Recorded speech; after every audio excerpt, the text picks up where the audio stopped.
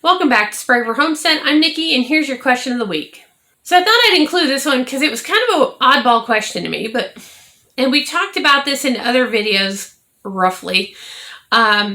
Recently had somebody ask me, is it really home baking your own bread if you're using a bread machine?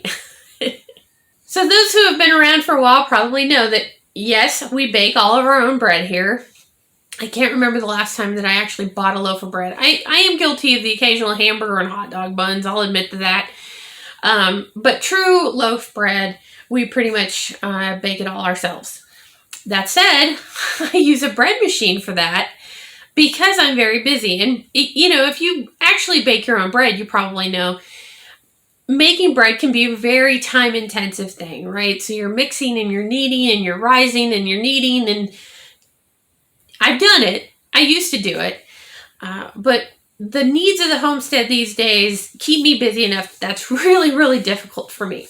So I bought a bread machine.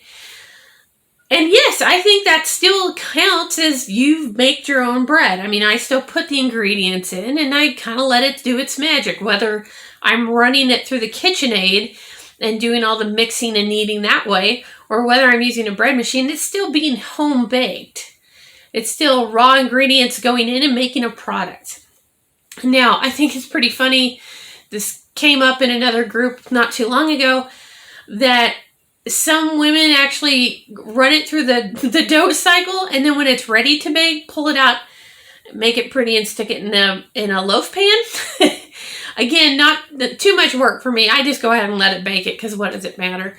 But yeah, I guess this one's kind of open to suggestions and comments, but yeah, I think if you're baking it at home, it's home baked, whether I'm doing it in the oven or a pit in the backyard or a bread machine. I think it's all pretty much the same. So there you have it. There was our question for the week, and I will see you next time. Happy homesteading.